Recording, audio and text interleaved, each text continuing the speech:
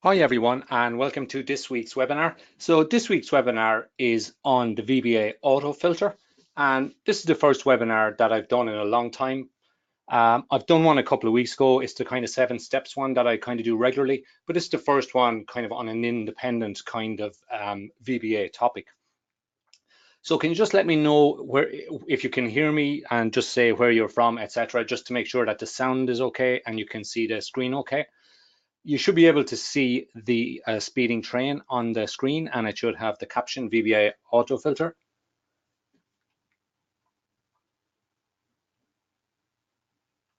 So it's a very interesting webinar today. I've been going through all the information for the last couple of days and just kind of putting it together, and just some very interesting stuff that I have.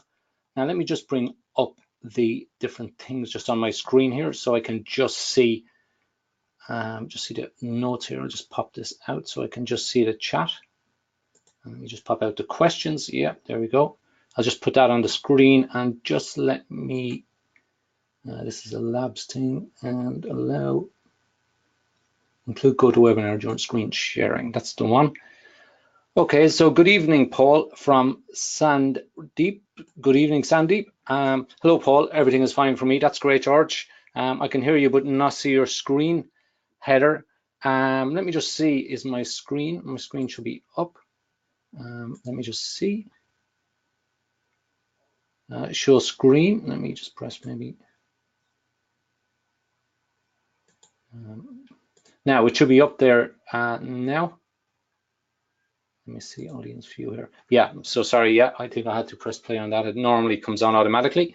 Okay, Dave from Chicago here. Bill from Sweden. Can you hear me loud and clear? Hello from Warsaw. Matri. Hello, sound is okay. No presentation screen. Okay, Dave. Yeah, the screen should be good there now. Let me know if you still can't see it. It should be okay. Joe from Holland, you're very welcome, Joe. George can hear fine. Yes, Joss.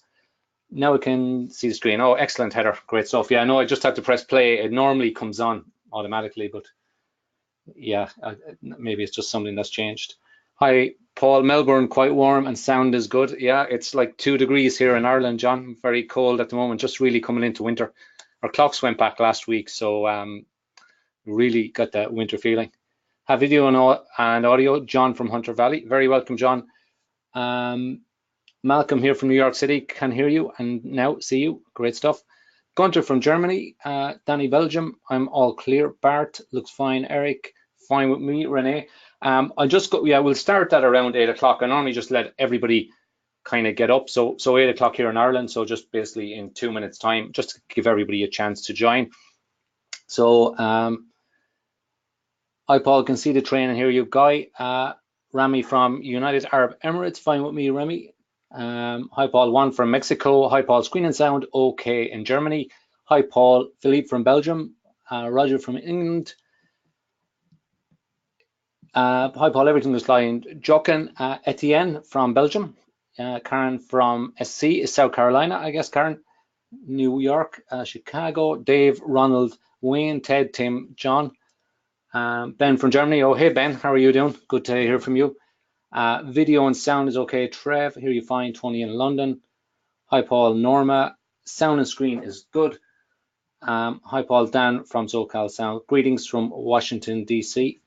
So everything, yeah, sound is good everywhere, which is good. I was using software before, and I used different kind of webinar software, and they were kind of good and bad in different ways, but there was always some kind of problem. Always somebody couldn't see or couldn't hear, and so I upgraded to this one, which is GoToWebinar, and it's like very expensive, but it's definitely worth it because it just solves so many problems. So anyone I missed there, Arjun, Dan, Norma, Arjun, and hello to everyone else too, says Arjun. It's fine, Marwin, Alex, and hi, Paul Regards from Manchester. How you doing, Eric? So, okay, so it's just on the top of the hour, so I'll get started. I normally just start with a very small intro and just let people know who I am, because not everybody it might be the first time for some people to see me. And just a small bit of background on what this webinar is about. And then we'll get straight down to live coding, and there's like a ton of kind of stuff that I'm going to show you today. And I think some you mightn't have seen before, so I think it's going to be very exciting. So let me just click on this guy. So my name is Paul Kelly and I own the website Excel Macro Mastery. And I started this back in January 2015. Now the reason I started it was because I couldn't find a really good VBA website out there. Now there's like tons of websites, but most of them have kind of been written by people who've either copied the stuff from somewhere else or have no real world experience. So what a lot of you kind of see is very basic examples, but nothing kind of really practical that you can use. Now there is good articles that I've found on different websites, but they tend to be maybe one on one website, one on another website. It was very hard to kind of get all the information in one place. So that was kind of the reason I started the VBA website. I also wanted to kind of have no jargon and have lots of like real examples you could just copy, put into your own code and they would work. And I wanted to have a comprehensive coverage of the topic. So if I wanted to go back to say arrays, that I wouldn't have to go and look at like 3 or 4 different sites. I could get all the information in one place. So I've been writing software professionally for 22 years. I started writing C++ SQL Server, and I've worked on many different in many different industries. And like about 5 years ago, I started working on a major project in VBA. And since then, I've been heavily focused on VBA, both in training and in doing different kind of projects. Now, funnily enough, VBA or the basic language was the first language I ever used back in the 80s when I was like programming on a Sinclair Spectrum, which was like kind of an English version of the Commodore 64. So this is just a quick glance at my website. If you just Google Paul Kelly VBA, you'll see the website will come up first. And if you go to articles, this is what you'll see, just a list of all the articles and all the different comprehensive guides. So if you look at it today, you'll see there's one on the latest article will be the one on VBA copy and filter. And that's kind of what the basis for this webinar is about. So the webinar, I started, as I said, in January 2015 and with no traffic, and the traffic kind of built up slowly and steadily. And for the first 6 months of this year, I had 1 million visitors. And so by the end of this year, I hope to have around 2.2 million visitors for 2018. So you can see that VBA is still as popular as ever, and there's quite a lot of interest from people looking to use VBA. And these are just some photos of me. I spend a lot of time in Vietnam, and that's Lady Buddha at the left near Da Nang City. And then this photo here is just me in my hometown of Kilkenny. And that's like kind of a statue to our local sport. And it might look like an old statue, but it's actually only about 2 years old. And so I just want to go through this slide just before we kind of start on coding and everything. So the background to this webinar is that when you learn VBA, basically the most common thing that you're going to do is you're going to filter and copy data. So you're going to take data from one place and you're going to like take some of the data, you're going to take data based on some criteria, and then you're going to put the data on another worksheet or in another workbook and so on. So that's what you do most of the time. So one day somebody emailed me and they were basically asking a question about the for loop and about something else and saying, I want to copy, so which is the best method? And I said, well, you can use the for loop and whatever. And they said, so where's the article on copying data? And I kind of thought to myself, yeah, I have articles and they're everywhere in VBA on kind of the different areas like using the arrays. And in my articles, I have kind of examples of like copying, but there's no kind of one article that says, if I want to copy data in VBA, what should I do? So I decided that I'd create the article, and this is the article. And as I said, if you just go to my website, just Paul Kelly VBA and VBA articles, it'll be the last one. And so I decided to create the article, and I thought, you know, this is going to be straightforward. You're copying data. But once I kind of got into it, I suddenly realized actually there's actually lots of different ways of copying data in VBA. Now, there's 3 main things you do in VBA with data. You copy a row, you copy the individual columns or the individual cells, we'll say, within a row, or you group the data. So say you want like the total sales for each salesman. So each version, there's like the best way to do it. And that's what I'm going to look at today is mainly AutoFilter and Advanced Filter, because they're basically the 2 best ways of copying and filtering data. But I'm going to start by using the for loop because that's what everyone's familiar with. And then we can see what the kind of the pros and cons of the AutoFilter compared to the for loop. And so just one thing, most people when they start VBA, they end up copying by using select. and then they use copy, and you never have to use select and copy. But even when people get past that, people tend to use methods kind of that are out there, like say copy, paste all. And actually, these are not the most efficient methods. And the most efficient methods are little known, really. And it was only when I kind of got into this article that I kind of found, okay, this is actually the fastest method for copying. And I was surprised at the results. So let's get started with the code, and then I'll just show you as we go through it the different speed, the speed of the different copy methods, and why one is better than the other. But the main focus, of course, is on the filtering.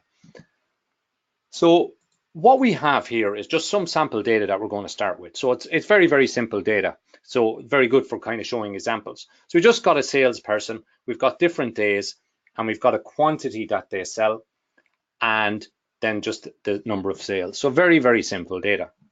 So imagine we want to basically, we want to take all the rows with Tom and we want to write them to another worksheet. So that's a very, very standard thing to do in VBA. So how would we go about doing that? Well, typically what we would do is we would use a for loop. So let's create the typical function that we would use. So normally what we do is we get the range, and we get the range like this. We create a range variable and we set the range, and we use sheet data. Now sheet data is the name of the worksheet. Now it's what's called the code name. So if you look into the left window here, now let me make that a bit bigger because it's kind of just a bit small, and let me just make it a bit bigger here on the screen. And if we just go across, and I'll just bring it out. So, and if you look here, you can see sheet data here. And so in the parentheses on the right is data. That's the actual worksheet name, the name you see on the worksheet. But in the left is what we call the code name. And we can change that in the properties window. Now the code name is useful because we can use it directly. And if the user changes the name of the worksheet, we can still reference it. So it's kind of like using a customer ID that you'd use when you're dealing, when you have an account, say with a bank or with, say, some utility, they use a customer ID. So if your name and address changes, they don't need to change all the details. So we get the worksheet, we get the range, and we start at, say, A1, and then we use current region. So current region returns all the data in this region. Now that means all the adjacent data. So this is the equivalent of pressing Control, Shift, and asterisk. And you can see that it returns the data. So the criteria is basically that any data that's adjacent. So if we have data, if there's a blank line between the data like this, and we do Control, Shift, and asterisk, it doesn't bring that up. But if they are connected, it brings back the entire rectangle. So that's essentially what current region is, and it's very, very useful for to get the data that we require. So if we want to get some data, we can get the data this way. And it's very useful because if someone comes along and adds more data, as long as the data is in like a nice format like this in kind of rows, we can get all the data back. So that gives us the range. So what we normally then do with the range is we basically just run through it with a for loop. So we do something like for I equals 1 to range and the number of rows dot count. So that brings us through each row one at a time, and we'd say something like if the range dot cells, so let's say I dot, and we want to check the second one, so the salesperson, and we want to say if their name, for example, equals Tom, so value 2, then. Now you might be seeing value 2 for the first time. So normally what we use, what's common in VBA is value. Now value 2 is kind of a newer version that's out a while. And basically they're the same, and you could probably use value without ever having any problems. But sometimes value 2 can have difficulty, or value, the normal value may not return what's in the currency cell. So it may not be exactly what you want, whereas value 2 returns the actual value. And also value 2 is thought to be just a bit quicker than value. So value 2 is just better to use. If you're using value in everything though, in most cases, you probably won't notice that much difference. So somebody just asking, is it possible to save the webinar? Yeah, there's going to be, I'm going to leave the replay of the webinar up for 48 hours afterwards. So if you don't get a chance, I'll leave the webinar up and I'll send an email around about that. So we've gone through and we're basically saying, okay, if the value of the salesperson is Tom, well, what should we do? And so what we want to do is we're just going to print it to the immediate window, just to keep it simple at the start. And what we do is we do a debug print, and we'll print out the name, and let's print out just another cell. We'll print out, say, let's print out the sales as well. So Control G is the immediate window, and this is useful. Like, so we just use debug print to write out to the immediate window. It's just very useful for testing. So we run our code here, and you can see that it printed out all the Tom records to our immediate window. So that's a standard way that we copy data. Now, the second thing that we want to do is we want to write the data to a worksheet. So the first thing we want to do when we write it to a worksheet is we want to clear everything on that worksheet. So we do sheet output, and we do cells.clear. So this is good because it means often when you're testing data and writing it out, you're going to make a lot of mistakes. So it's good to clear it every time, just to make sure, first of all, you don't have to manually clear it. And second of all, you want to make sure that you're not tainting your data so that the new data isn't mixed with the old data. And you're kind of looking at the data kind of saying, well, that doesn't make sense and it's wrong. Whereas it might not be wrong. It just might be that you haven't deleted previous values. So to write out the data, the first way we're going to look at is we're going to use copy. And so how we use copy is basically we just get the range. So we can get the rows, we can get the current row by just using we just use I like this, and we can just do copy. So this will copy the row. Now remember, if you're new to VBA, people often use select, and you never need to use that. Now we want to write it out somewhere, so we want to write it to our sheet output, and we want to write it to range A1. Now we don't want to write out everything. So today what I'm really concentrating on is copying data, not so much on, say, copying formatting and etc. But we will kind of keep that in mind. So if we just want to paste the values, we do paste special, and then Excel paste and just paste values. And now let's go and run this data. So I'll just make this a bit smaller. And actually just one thing that we don't need to do this, but it's very useful for when you're testing, is just to put activate here. So we just want to activate this sheet. So it means every time we're checking our what happened, we don't need to kind of make the sheet visible. So let's just press F5. So the first time I'll just run it here. After this, I'm going to run it by just pressing F5. So we run the code, and you can see that it wrote Tom here. Now let me just make that bigger. Now there's a few problems with this, as you can see. So the first thing it did was it only appears to have written one record. Now, does anyone know why it's only written one record? Well, what the problem is that we have to write to a new row each time. So what we have to do is we have to do something like this. We do row equals row plus 1. So that moves it to the next row, and we have to start the row somewhere. So we're going to start as 1. And we're going to use the row then to write it out.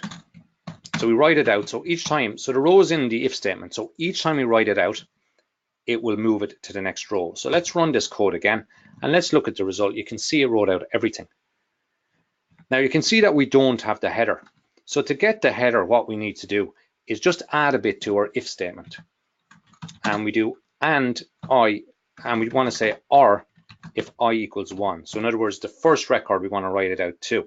So let's just run this code, and then we look here and we can see that it wrote out the header. Now the problem that we have here is that the formatting is off. So if we want to keep the formatting, we have to like either paste the formatting, which can be very slow if we've got a lot of data, or we can like kind of manually do the formatting. So let's just manually do the formatting, for example. And just copy and paste here. So how we manually do it is to set it something like this. Now it's not the best solution, but when we're using copy paste, sometimes we don't want to copy, say, colors. So we might want to keep the dollar value, the dollar format or the accountancy format, but we don't want to copy the actual color in the background. So that's why we'd use something like this. And now if you look, you can see that it's formatted everything. So we've got the dollar value here, and we've got the dates here. Now, another thing you can do, a lot of the time when you're actually pasting values to a worksheet, you might be pasting to the same columns all the time. So if you actually format the destination, then you don't need to like do it in the code. So that's one possibility. But generally, you're kind of leaving it outside your control. So it's kind of always better to be kind of in control of your output. Because like someone could come along and change it or something, and that would break it. Whereas if the code is actually doing it each time, it's kind of okay. So what we've done here so far is we've done what you'd normally do, and that is just use a for loop. Now, this is where we can kind of look at some interesting measurements here. So let me just, so when I was writing this article, I came up with, there was lots of methods, and I suddenly said, well, there's lots of methods, and people always talk about methods being fast and methods being slow. So I said, okay, the only way to really know if something is slow or if something is fast is to actually run tests on them. So I set up 200,000 records, and I ran them in like 3 ways. I ran all these methods against them with 20,000, 10,000, and 200,000. And the filter is basically taking back kind of 1% of the records. So for example, when there's 200,000, it's basically copying 2,000 rows. Now the for range copy you can see here is very slow. And when you see the new methods that I use, it's actually extremely slow. So it takes 28,000 milliseconds, which is only really 28 seconds. But if you're doing an awful lot of copying, that can really add up. Compared to ADO. Now ADO I used in the article, but I'm not going to cover it because it's a whole area. It's active database objects. Now this you can see is much faster, but it's still only the 6th fastest method of copying data. So let's go on to the next method. So the next thing, people will always tell you that assignment is actually faster than copying and pasting. And this is very, very true. So let me just go back here. Let me just see if my, I'll just see if my font is big enough here. So I think it is probably, yeah, 14 is normally good enough. So what we can do as well, instead of copying, is that we can actually do an assignment. So how we do the assignment is basically we just say value 2 of our destination equals, and that equals the row. And of course, you want to use value 2 of the row. Now, there's one kind of awkward thing that assignment does. And when we do a copy paste, all you need is the destination cell, and it will automatically copy the rectangle starting at that cell. But when we're doing assignment, we have to have both the source and destination the same size. So to do that, we can just resize the range before we basically place the data there. So we use resize, and then the row is obviously going to be 1, and the number of columns is going to be basically the destination. So it's the column counts in the destination. So columns.count, and then we just do a debug compile, and that tells me this is the same. And we do debug compile again. Everything is okay. So I'm just going to manually delete this because I always just want to be 100% sure that the code worked. And then we'll run the code, and you can see for assignment that it worked fine as well. So assignment, the results are basically the same. But if we look at the actual results of the testing, you can see that assignment is actually a lot faster than copy. So it takes 1,300 milliseconds for 200,000 records to copy and filter, where it's copying 2,000. You can see that it's exponentially faster than for. Now, one thing you might have heard is that using for and placing all the items in memory first. So for example, putting everything into an array, running through the array, and then writing it back is faster. Now this is true when you're dealing with stuff in memory and writing, then it is actually faster. But the problem is that how do you write it out in the end? Now if I've used the worksheet function index, and that allows you to get a row from an array, but that's incredibly slow. So the second method is just to assign the array with a for loop and just read from the array back. And that method is actually faster. So it's a lot faster than for assign, but still compared to the methods that we're going to see, the disadvantage for using array is faster than for assign, but the disadvantage is it requires more code and it's more complex to use. And as we'll see, when we start using AutoFilter, it's actually much easier to use that code. So that's the for loops really. Now we've seen kind of the traditional methods and we've seen kind of the disadvantages of them and the advantages. What we want to do is look at the AutoFilter.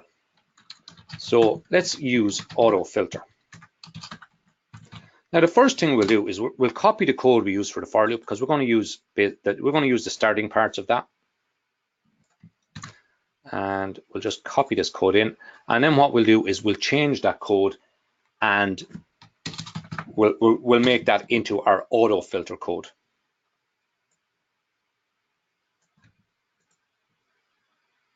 So Don, sorry for the interruption, but everyone's questions are not showing. Is this the way it's supposed to be? I don't remember that. I've also dropped a couple of times. Yeah, well, basically, I when I'm running the webinar, I basically leave the questions off of the screen, because it's just so that everyone can see the screen. Otherwise, they're going to block stuff. And then when I'm answering questions at the end, I'll just put them back on the screen. I don't know if anyone else nobody else has complained of problems so far, so I reckon everyone is good. So yeah, if there's any questions, I'll definitely address them as they come up. But if you have any general questions, I'll get to them at the end. But if you have anything I'm doing at the moment, just feel free to ask. Everyone is saying, yeah, okay, thanks, as Don, and yep, so far so good. Okay, that's cool. So now we're getting to the AutoFilter. So if we want to AutoFilter something, what we're basically doing is we're basically putting a filter on it. So let me just show you here. So AutoFilter is basically this filter. We put a filter on something like this, and then we basically select, and then we say, I want all the records with Tom. And that's what AutoFilter is. And then we copy these records and we paste them to our output. So that in a nutshell is what we're going to be doing with the code. So we don't need any of this for loop at all. All we need is AutoFilter.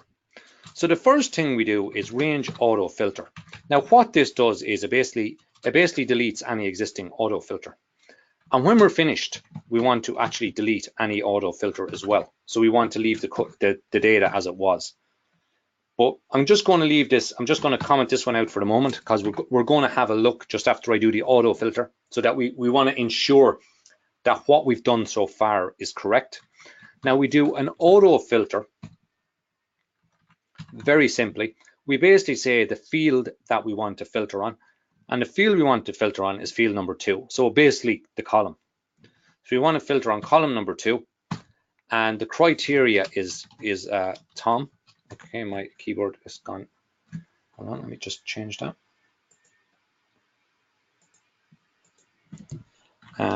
And my keyboard goes a bit rogue sometimes. So AutoFilter, and we just do Tom here. And so let me just, yeah, actually I'll just run through the code. It's the easiest way, so I can show you exactly what's happening. So I'll just put a breakpoint here. So we run the code to AutoFilter. On the first AutoFilter, it wipes out any existing AutoFilter. Now the second AutoFilter, we're going to AutoFilter on column. I've said 1. It should be actually column 2. And you can see that it AutoFilters okay, and then it just activates the output. So far so good. So what we want to do with the AutoFilter is we want to copy. Now this is kind of where it's a little bit interesting. How we copy is actually the same way. We can just copy the range, and it will actually just copy the visible cells. So we can just do a copy, and then we can do the sheet output, and we can do the range, and we can do A1. And that's where we're going to paste it to, and just do the paste special and Excel paste values. And let me just get rid of this breakpoint, and let me just make this a bit smaller, and then we'll just run this code. And you can see that it placed everything out there. Now, let me just change, just do a couple of small things. We'll just change this to John first of all. Then I'll do some more stuff with the AutoFilter, but just change this to John. Run this code again, and you can see it's John. We can also do things like wildcards. We can do a wildcard like it starts with any letter, with any sequence, ends with any sequence, but there's an OH somewhere, and that will bring out John. If we put an A in it, so there has to be an A in it, it brings up Anne and Mary. So we can also do things like value. So we could do value greater than 3, for example, or greater, yeah, we'll say greater than 4, and that's going to be column 3. And you can see it brings up all the values greater than 4. So you can see the auto filters quite easy to use. Once you set up the code, it's basically just the data, run the auto filter, and copy. So how does that basically measure up in our speed tests? So you can see that for using array assign, as I said, it takes a lot of code, but it's the fastest that we've seen.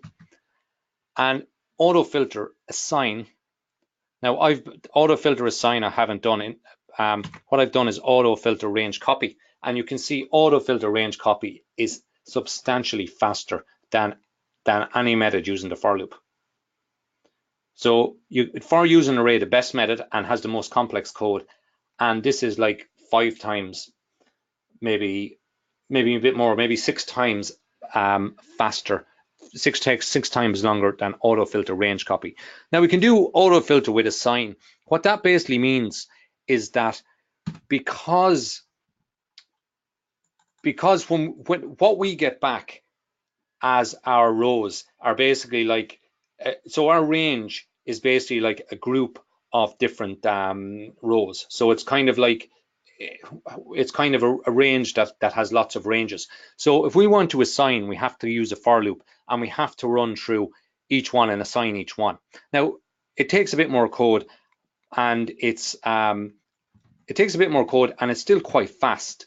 But as I showed there, it's actually slower than range copy. Now you might notice here, range copy that I set at the start at number 7. So the range copy is really slow. The reason that one is slow is because we're copying each row individually. But when we use auto filter, we can basically just do one range copy. So auto filter filters out all the data, and we just copy it all in one go and paste it. And that's why it's very fast. So Janet, you're asking, how would you show filter for more than one column, please? So yeah, I'm going to get to that. So Claude, you're saying instead of using current region, can I use table name if I created a table? Yeah, if you have a table, what you can do is just use the range of the table. So you just reference the table using list object and the name, and then you just use dot range, and then the range you have is basically the same as what current region returns. So what if there's no data? So what if there's no data is a good question. If there's no data, it basically doesn't filter. Oh, you mean if there's actually no data? If there's no data, it just doesn't do anything. So just before I go to that, one thing I just want to point out is the one useful thing about this over the for loop even is that it automatically copies the header. So that's one kind of useful thing. It automatically. So if there's no data, it doesn't do anything. So for example, if we say greater than 64. So we run the code here. So basically it's just showing the headers because there's no data to copy. So it just copied what basically the filter was. So after auto filter range copy, instead of using the paste special, is it possible to do something like range 1 variable that holds the end address equals some method that accesses clipboard contents? Rebecca, no, not really. What you can, so you can do the assignment with the auto filter, but the problem with the assignment is that the range, so the range after it's filtered. So let me just put this here. Let's do a 4 here. So and so what we've here, so I filter the data here. So what we have in our range, so if we look at our range in the watch window, our range is actually a group of different items here. So actually let's pop it into the watch window. So let's add, So we add this into the watch window, and let's do address. So address, yeah, the address it's given back is A1 to D13. So it's kind of given back everything. Now, if we do something like, let me see, special cells. So Excel visible. Now maybe I'll have to do this. Yeah. So I'm not sure. Let me see. It's not that clear. So let me just make the screen a bit bigger. So let's just go down. Yeah. So if you can see what's in the watch window, so I can use the special cells to give me back the range of all the visible cells. But the problem is that it's as you can see, it's a group of ranges. So we can't just do one assignment. I can't just say this special cells dot value 2 equals something, because it's like many different like rows basically. So what I have to do is go through them one at a time. So that's why. But as I said, doing that, it's quite quick to copy and paste. So it's not really a big issue. Can use visible, yeah, you can use, as I said, you can use visible cell properties, but you don't need to use them for copy. And if you use them for assignment, you still have to go through them one by one.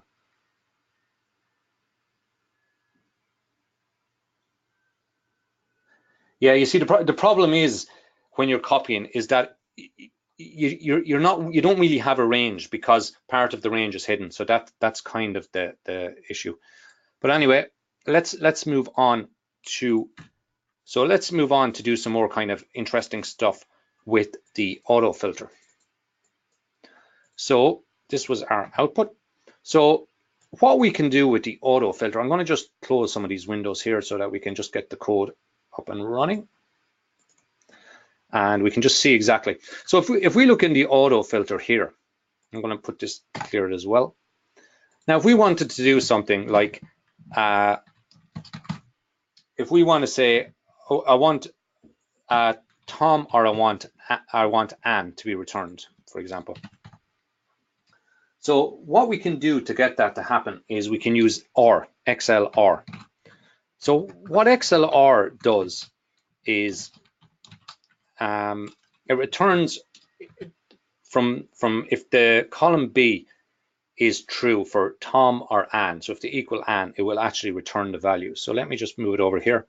So if we run this code, you can see that it returns all the Tom and the Anne records.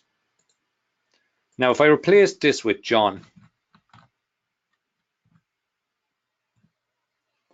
yeah, so to make, you're just asking, what if I need to copy only one column for a filtered range? So I'm going to get to that. So at the moment, I'm just dealing with copying rows, and at the end, then I'm going to talk a bit about how we deal with columns. So let's just say we just want John and Anne, and we get the same thing. Now, the one thing about this is that there's an and as well, but the and is kind of redundant, because it says if John is in column 2 and Anne is in column 2, so that obviously is never going to happen. So I just want to change this. I just want to show you kind of how useful filter is. So, for example, say we want to look at football. So I've all the Champions League results from last year. So this is just kind of more data here. There's about 120 records. So say I just want to change to this. So I just want to get my auto filter to point at this, and I want all the records that have, we'll say, so all the records that have, say, AS Roma. So AS Roma, and I can say we'll say R Real Madrid, and these are the ones where it is in column 3. So again, we run this code, right? It didn't work because I have to change this to, simply change this to sheet football, and just run the code again, and you see the output. So all I had to change there was basically the sheet, and suddenly auto filter with just some slight changes works. So this kind of shows how powerful auto filter is. Now, the XLR, this statement here is actually kind of redundant, because if you want to run it against a number of different items, so if you want to say if team is like Real Madrid, or if team is like, say it's like Barcelona, and say it's Sevilla, what we can do is we can use an array like this. So we just use an array, and we can do, say, we'll start with these two. So what we use is Excel filter, and so filter values, and then when we run it, it does the same thing. But this is kind of better because we can like add more teams here. Like we can do Sevilla, for example, and then we just run the code again, and you see Sevilla. So you can see that that the auto filter is quite powerful, because all we've got to do is basically change the auto filter line, and what we get back is the results very quickly. So we don't have to kind of write another kind of load of code to kind of change it. So it's very, very powerful indeed. One of the other things that we can do is that we can say, so like we normally use a filter, we can basically say, let's filter on the team. So let's say Sevilla. And let me just have a look at their data for a second. And score 1. We'll say we want all the matches that were Sevilla and that they scored 1 goal. So what we would do then is we would do, and this is where it's team 1. So just to keep it very simple. And this doesn't return anything. Let me just go to football and Sevilla. And that should be 5, not 4. And you can see there's just 1 match that it returns, where Sevilla and 1. Now the problem is, if we want to do something like Sevilla, if we want to do Sevilla or the score is 1, so any column where the team is Sevilla, team 1 is Sevilla and score 1 is 1, then we can't do that with auto filter. We have to use advanced filter to do that. So that's kind of the auto filter. Now there's loads of kind of Excel resources that show you stuff you can do with auto filter, but this is kind of I'd say 90% of what you kind of want to do with it. So the next thing I want to look at, so we've seen kind of how good auto filter is. So the next thing we want to look at is advanced filter. So if you're not familiar with advanced filter is kind of similar to auto filter, but it just has some differences. So let me just show you what the differences are. So how we use advanced filter manually is like this. We basically I'll just make this just a bit smaller. It's a bit too small. So I'm just basically copying the columns here, and I'm just going to say the salesperson is Tom again. I just get rid of this and get rid of this. So how we use advanced filter is we go to data and we click on advanced filter. So this is our advanced filter in the list range. So again, let me just make the screen a small bit bigger. And I just bring this guy up here. So you can see we select the list range, which is our source data, the data to be filtered. And then we select the criteria range. And we can also select the copy to range, but we're not going to do that for the moment. And now our criteria range is this. Sorry, it's this one. And we want to copy and place. We can do unique records as well, but we're not going to. And we copy and place, and you can see it filtered by Tom. Now we can clear this, and let's do it again. But this time what we can do is we can copy it to another location. Now the other location must be on this sheet. So let's just click on K, and then we click OK, and it copied all our data here. So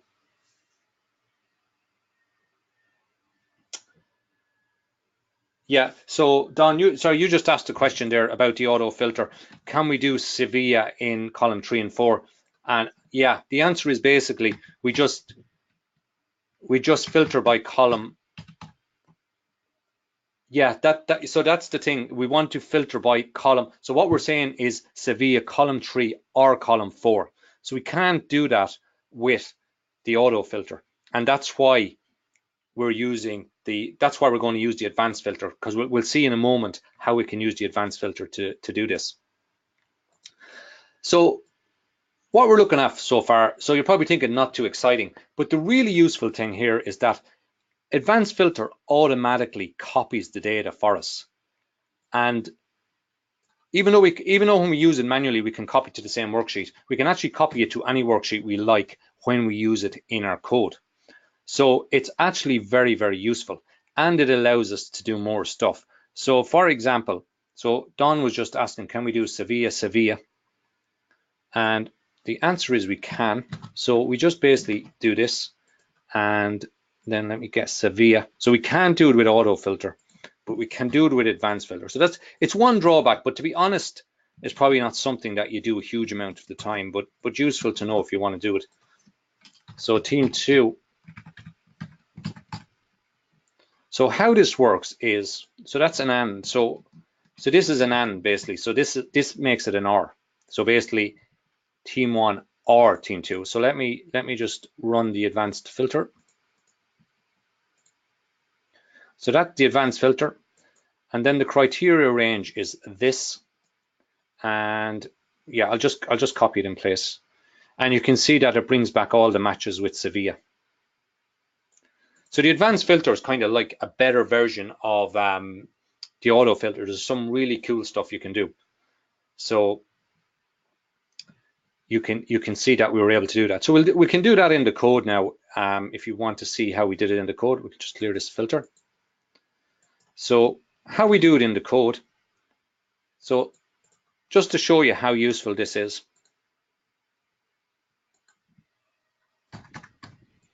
I'm just going to copy this. Now let me just copy this, and let me just open our properties window. So F4 and Control R is our, and we go to advanced. So when we're in advanced, now we're going to use advanced filter.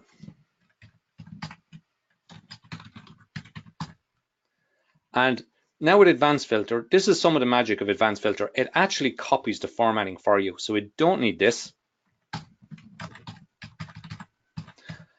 We don't need to clear the filter because we're not actually filtering. We're just copying the data. So we don't need to Now, there is a case that the data could be filtered already. So in that case, probably be prudent to do so. But yeah, so it's probably just a good idea. So just one thing that I meant to mention earlier and I haven't. So just before we get to the advanced filter.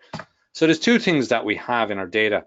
We have auto filter that we use like this. So let me just do a clear test here. So I'm going to set, I'm going to set it on the football one. Imagine the football has a filter on it.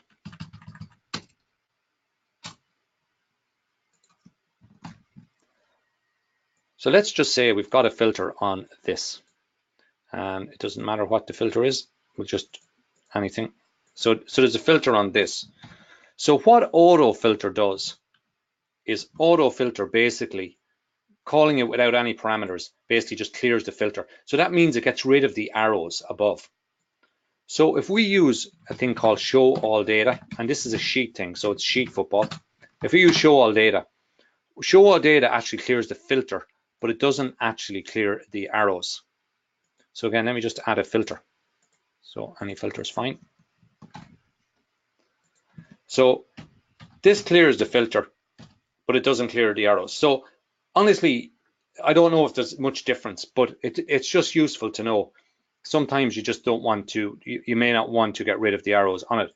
Now, if you try and run show all data, now it'll give an error like this because all the data is there. And I see this a lot of time. People use an error they basically say on error resume next, which means ignore this error if one occurs. But actually, if you just use this filter, if filter mode, then show all data, then this works fine. So if I run this code again, it won't go in here unless there's a filter. And if the filter is on, you can see that it turns it off, and otherwise it doesn't. So just something to be aware of when you're clearing the filters.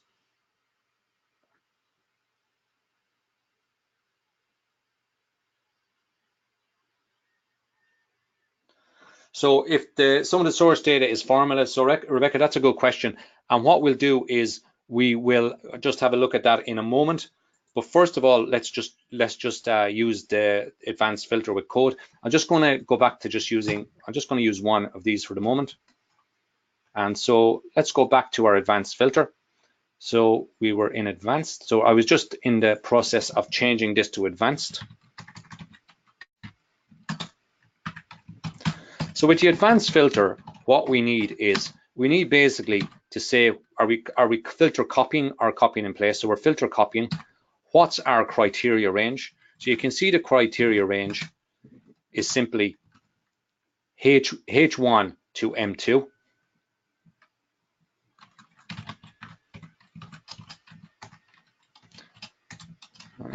So H1 to M2. And the last thing is then where we're copying to, so the copy to range. And the copy to range is just the same as normal, it's just sheet output. And say range A1. And that's all we have to do is, I'm not sure why this changes sometimes, but it does. English. Okay, and so A1, and that will put it to where we want to go. Now, one thing, let me just sheet output, just clear the cells. So just cells and clear. So just clear any existing data that's there. Auto filter, we don't need any copy. We don't really need an auto filter at the end because we're not actually adding a filter. So you can see the code we have now is quite small. And so just let's run the code and see what it does. And you can see that it wrote out all the records for Sevilla. Now the question that Don, I think, was asking, okay, you want to see all the matches for Sevilla. So we don't have to change any code. We basically just go here and change here. Well, actually, we have to make a small change. And so we have to basically change our range. We have to make sure that the range is now M3 to include that. So again, we run this code. And you can see that it returned all the records with Sevilla. So you can see all the records have been returned. So one thing, yeah, so Rebecca was just asking a question there about the value. So if there is a, so let me just insert this column here and let's just say a total. Let's just say equals, and let's just auto sum this.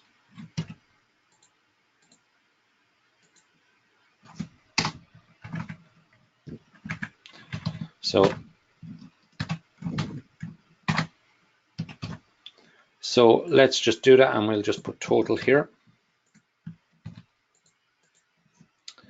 And let's run this code and see what happens. And so what it actually writes out is the values. But I think actually the filter copy, is this the, yeah, well, it doesn't really say. So it's actually just copying the values rather than copying the formulas.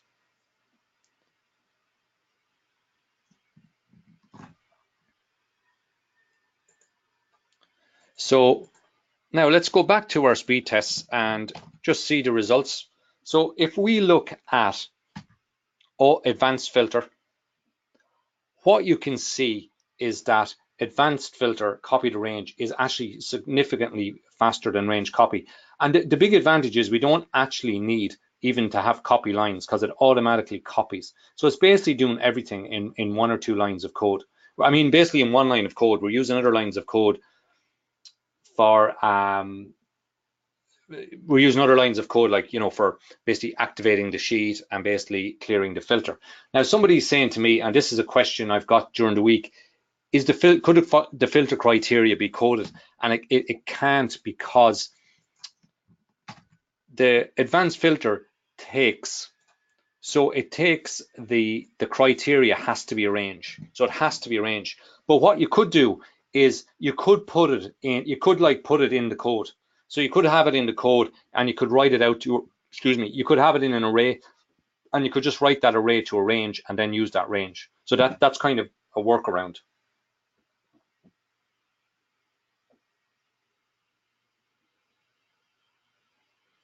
So Eric, you're saying it might be complex, so I'll be happy knowing if it's possible and a rough idea.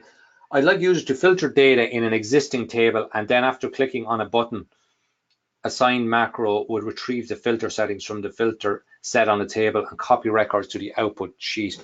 I don't think it's. I don't know if you can get back the I don't know if you can get back the actual details of the current filter. I actually haven't looked at that. I mean, yeah, it'd be quite interesting to see, but I'm not sure if it's possible to actually get to kind of get that, to kind of query that information from Excel. Do you need to change your range from H1 to M3? Yeah, H1. I need to change it from I1. That still worked, didn't it? Yeah, H1. It's because there's nothing in H1 that it worked M3. It should, and because it happened, yeah. So that's correct. It should actually be I1. I was just actually lucky to get away with it, but it actually should be I1 to O3. That's correct.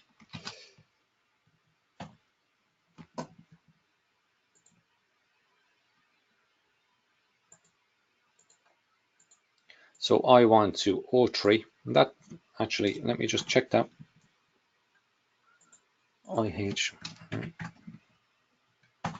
Yeah, so that gives me back. So it just worked because it just happened to be inside the existing ones.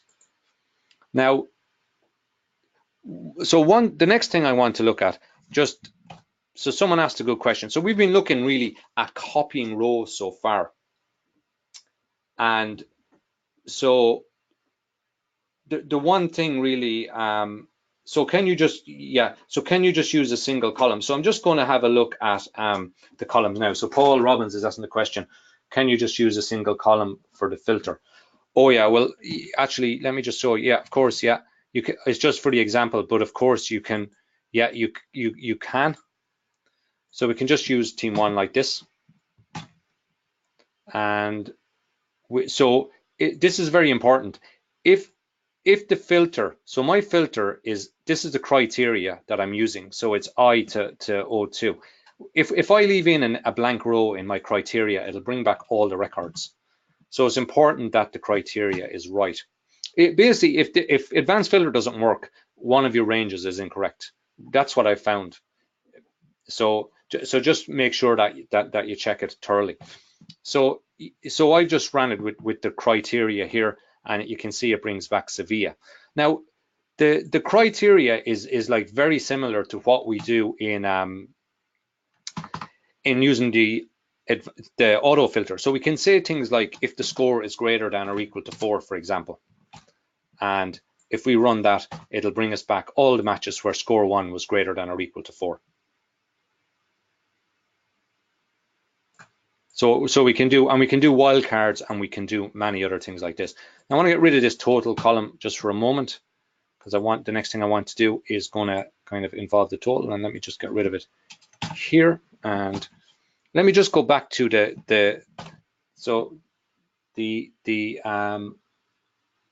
so Eric, you're asking, does the criteria have to be on the sheet? And yeah, that's what I'm saying, that the parameter for advanced filter has to be a range for the criteria. But if you really want it in your code, you basically could have it in an array in your code and just write it out to the worksheet, run the filter, and then delete it. That's kind of a workaround that you could use. So this is so we looked at rows, and you can see that advanced filter was the best. Now, where it really comes into its own is the next one. So often you won't want to just copy the entire row. So you just want individual columns. And with those individual columns even, you may not want them in the same order. So for example, you might say, I just want all the matches with, well, let's actually do it on the other data because it's kind of more suitable for this. So basically you want all the salespeople, and you want their sales, and you want the sales to be the first column, and you want salesperson to be the final column. So how would you do that? Well, it's very, very easy. What you just need to do is specify. So we can do it in two ways. We can actually put the name on the sheet, and then just don't delete it on the output sheet. So now currently I delete what's on the output sheet, but just say we didn't, just say we have this.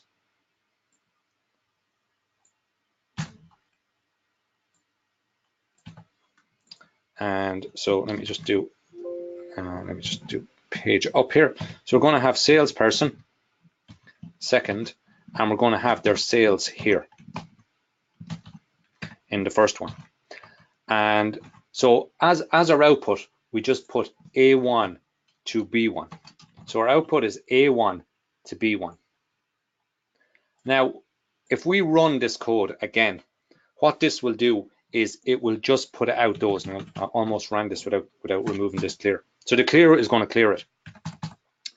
So if we have this on the output already and we run it, what happens is it complains. Okay, let me just debug this missing range. Okay, so let me just go back to what I had last. Now,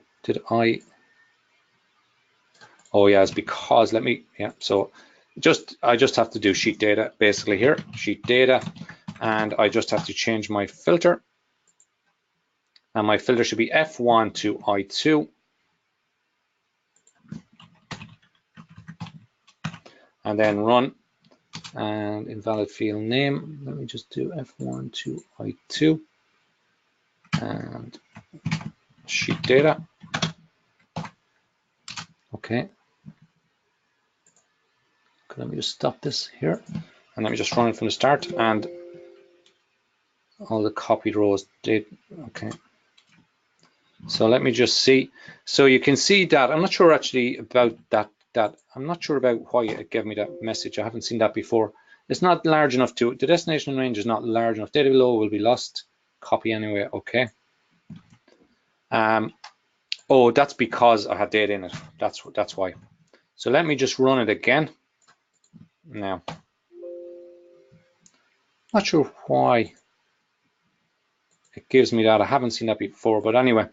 So basically the big advantage of advanced filter is that we can just specify the columns like this. Now, if we want to clear this every time,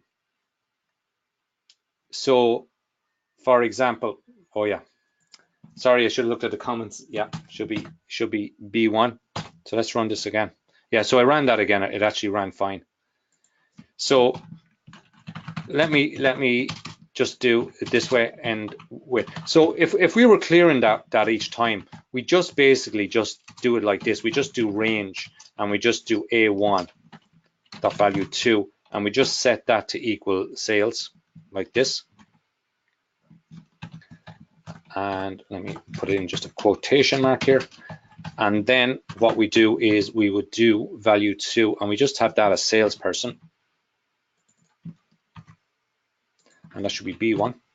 And then we just run this code, and we have a quotation mark on the loose.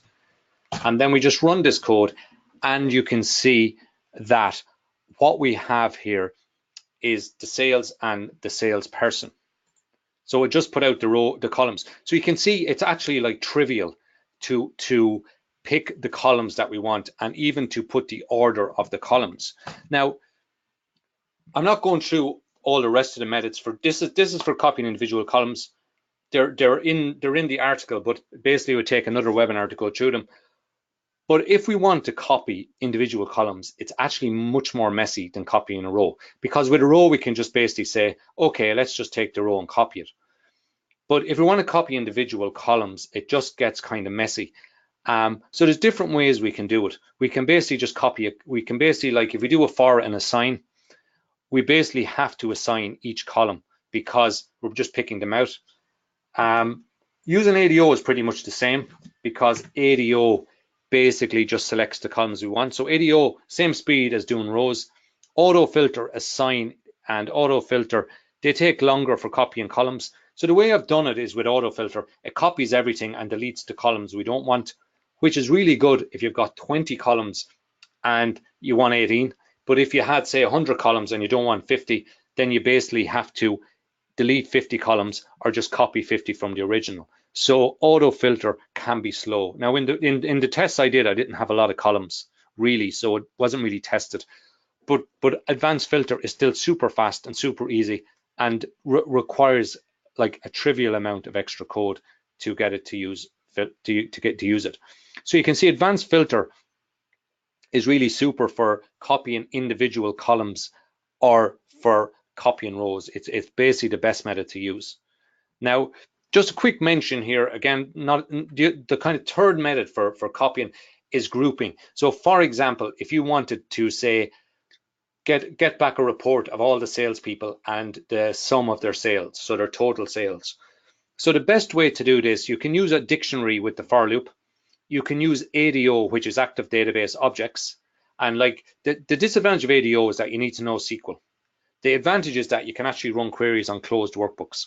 So it's got, but I actually thought when I did these tests at the start that it would actually be much faster, but it's actually slower than I thought. I actually thought it'd be one of the fastest methods, but I think it could be the copy from record set, I think, is the slow part, and you're kind of stuck with that. Tried running through the record, but didn't really help. So the quickest method of summing data is basically using a pivot table. So call a pivot table and just get it to run. That's the quickest method of grouping row data. So just one more thing I want to just show you with the AutoFilter. So we'll just go back to H1. And yeah, so I'm getting a lot of questions. So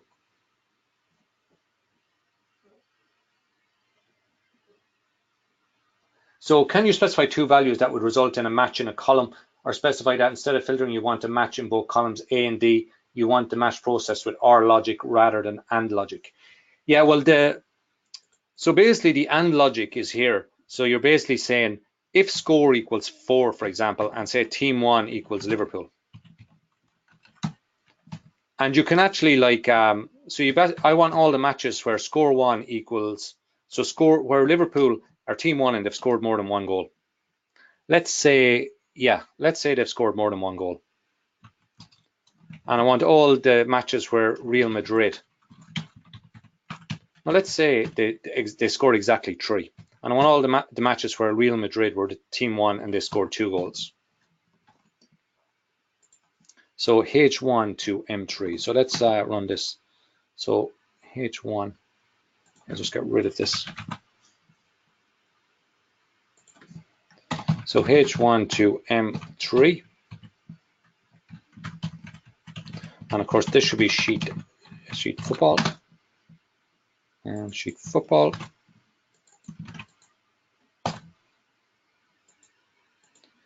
Now H1 to M3, and that should be just A1. And you can see so we can use that as it's kind of and even OR logic. So it's basically saying, give me back any match that has Liverpool and the score is 3, or give me back any match that has Real Madrid and the score is 2, and so on. So the OR logic is on different lines. So I hope that makes sense. So Sandeep, that's a good question.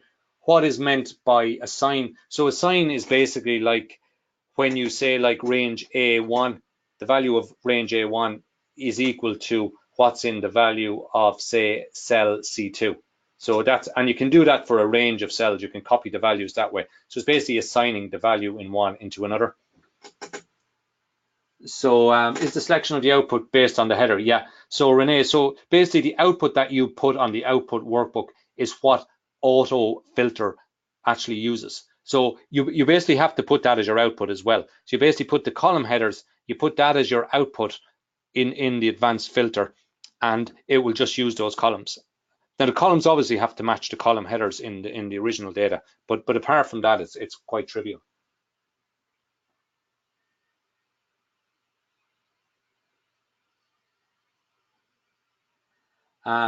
So it looks like what you're doing for each row, yeah, and then you get your, yeah, exactly, Rebecca, that's it, exactly, yeah.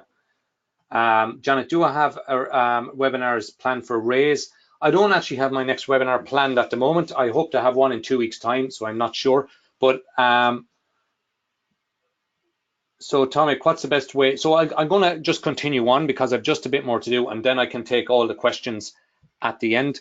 So one more thing, kind of cool thing, and it's kind of like a bit obscure, but you can do this with an auto filter. So someone asked me earlier, I think it was Rebecca, about just combining. So you can actually do this, which you wouldn't think you could do. So I have a formula here, and the formula is going to basically end in true or false. So if the sum of this is equal to 6, then it's true. Otherwise, it's false. So that's a simple formula. So in other words, if the total score is 6, and that's all we have. Now, if we go to our advanced filter and actually make our criteria H1 to H2, so this is our criteria, it will actually apply this to all the rows, and it's actually smart enough to reference, to actually read this reference. So how does this happen? Let's run it and see. And you can see it returned all the rows that equal 6. Let's do a quick auto sum on those just to see. So you can see it returned all the matches where the total score was 6. So quite useful if you want to use multiple columns. And you can see it's quite an obscure, it's quite something quite obscure that you wouldn't actually expect. So that was combining the value. So that was combining all the values. So if you want to make, so Atomic, you're asking, and how will it work on date? Well, yeah, that's a good question. Date is basically the same thing. It's basically just the filter. You're basically just using the filter the same way. You basically just put in the date to equal the date. You can say greater than date, and you can do. So if you want to kind of see different ways of using AutoFilter, you can basically just like look up an Excel. There's loads of Excel web pages that show you how to use advanced filter, and you can basically just kind of implement that in your code, because your code is essentially just calling advanced filter with 3 ranges: the input range, the range of data to be filtered, the criteria range, and the output range.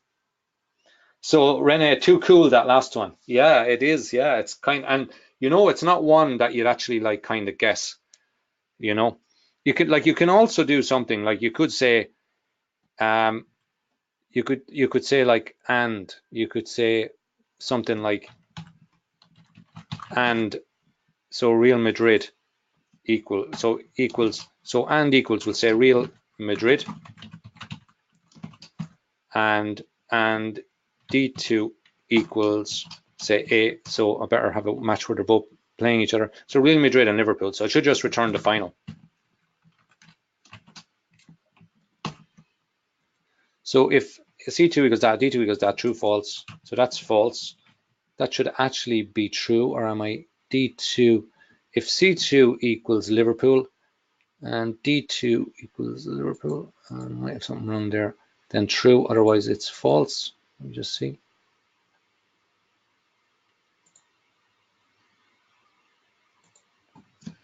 Equals Real Madrid.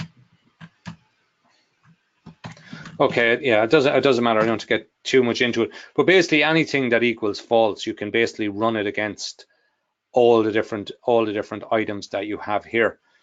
Now, just before I take just kind of a final question and answer center, I just want to go through. Yeah, so I'm just going to have the final question and answer section in a second. So first of all, not sure why you showed up today. So it could be because you've tried many times to learn VBA and you cannot seem to make any progress with it. Or it could be because you're spending a ton of time dealing with errors that occur in your VBA code. Or it could be because you're going to work on a VBA application and you don't know where to start and you just want to kind of see the best methods to use. Or it could be you feel that your macros are a mess and you want a more efficient way to create them. Or it could be because you need a blueprint for creating solid and reliable VBA applications. Or it could be because you want to make all your repetitive tasks, and every attempt to learn VBA has kind of been frustrating. Now, some people, you could just be coming for fun. Some people do just love to kind of find out more about VBA. So there's many reasons. But if you kind of are in the previous situation, I have a course that can help you. So I wonder if anyone would like to hear some details about the course, and then afterwards I can go and answer all the questions that you have. So Ed, you said yes to all of the above. I'll put the questions back on the screen. So I'll get to the other questions in the questions and answers. So to become more efficient, yes, I'd like to hear, says James. Is there, right? Okay, I'll get to all the filter ones. Interest in the course, Alex. Okay, I'll just give you a brief, just a brief kind of talk about the course, and then we'll go to the questions and answers. So this is basically my kind of philosophy. Most people struggle to learn VBA, and the reason is that the current methods for learning VBA are terrible, basically. So what happens is people do a book, they buy a book, kind of go through the book, or they do a course, and what happens is they're given information about all the different areas of VBA. So you're kind of overwhelmed with information. And what's ignored in all these is the Pareto principle. The books and all are good for reference, but basically when you're writing VBA code or doing anything really, you're kind of getting your results from 20% of the code, and I'd say even 10%, or what you could say is that like 90% of your time, you're going to be using 10% of VBA. So like we did here, you can see that every method I used here, I was using the range. So it's all really about kind of using ranges, and then maybe using other things like arrays and just say variables, basic parts of VBA. So most of the books and courses kind of give the same time to everything. And a lot of them, there's very little focus on actual coding. Now, in some cases, the people that teach them, their kind of background is Excel, and they don't really have a programming background, so they don't understand the proper way to program and proper programming principles and methods. And what happens is you see a lot of theory, but you don't see how to create real world applications. So I always kind of like it to, like, say someone was teaching you to drive a car. Imagine they give you a book and you read the whole book about like driving a car, and then there's some examples of like pressing the brake, turning the car on and everything, and then someone says, okay, you know everything about the car, now go off and drive. And you could apply this to like learn a musical instrument or anything. It doesn't make sense. So the only way to really learn how to create real world applications in VBA is to actually create them. So learn by doing. So basically the result of learning VBA is learning it this way, is that people get overwhelmed with information. So they read the book, they're overwhelmed, and they don't know where to start. And what they end up doing is using Google for every line of code. So just patch their application together by using Google. And they spend valuable time trying to get each part working, many hours of frustration often, and often getting frustrated by errors. So they fix an error somewhere and it breaks something somewhere else. And what this leads to is that people are afraid to change code in case they break it. But the problem is when you write code, it always evolves, because say, for example, you write code and it does a report from one workbook. So if the report is very useful and it's successful, you're obviously going to add more to it. And then you're going to like have changes and add more columns and so on. And so code changes. And so what happens is if you write like bad code, you kind of try to add more code to it. And it's kind of like it's not built on a good foundation, and you end up kind of having a big mess on your hands. And so people wish that there was like a step-by-step template to follow. So the Excel VBA Handbook course is basically a guide. It's a course that teaches you how to build 10 full VBA applications. And the idea is that it approaches it from 10 angles and shows you how to build applications using the same core principles for each one. And it's designed to give you the solution. So it's every single thing you need to build applications from scratch. But the whole idea is not to show you how to just build 10 applications. It's to teach you the fundamentals of building applications. And these are applied to each one. And this is the fastest way to learn how to create VBA applications. So rather than learning a book, getting a book, trying to get in all the information, finding which information you want, kind of making the same mistakes everybody makes, the best thing to do is actually build applications. So the only way to learn how to build applications is by building VBA applications. So whatever way you're going to learn VBA, the most important thing to learn is by building applications. So rather than start by reading 200 pages of a book, start by trying to build an application. And you'll just learn so much more. The books are good in this sense. When you're building something and you want to use them for reference, they can be very good, but to actually learn from them is quite difficult. So what exactly is the course? So it's a complete course on building VBA applications. It has 10 full step PDF guides for each application. So there's a full guide for each application covering all the concepts used. It's also the fully working applications, all 2,500 lines of code, and it's fully documented. You can copy and paste this code into your own projects. There's a template for each one to get you started, a full set of data, and a video workshop of each application. Some people prefer the video, so there's a full video application for each one. And this is where I walk through it from start to finish, and my full support. So I offer support for 3 months. I have a Facebook group which I've just started, so where you can post your question, but this is just a private group. And also you can email me directly, and if you still get difficulty, I can do a Skype call. So whatever it takes to get you through it. But rarely people need like that much help, because it's very kind of easy to follow, and a lot of the time an email is enough. But whatever is required to get you on to the next stage. So I'll just briefly bring you through the different applications. So the first one is all about learning how to design and build a VBA application. It teaches you techniques that will remove up to 90% of errors in your code. So you might have seen these if you've been on my 7 steps webinar, just basically how to go about building an application. I cover little known programming techniques, and you won't find these in any other VBA course. And I cover time-tested principles that all professional VBA programmers use. Now, in the second one, I build a totals report. And this shows basically how to, as I kind of alluded to something like this earlier. So it's basically like a sum of data. So it's kind of a sum report. And I do this with a dictionary. In this one, I'm sending emails. So pretty much any professional application that you do, there's always a requirement to send an email, send a report somewhere, and this shows you how you can automate this.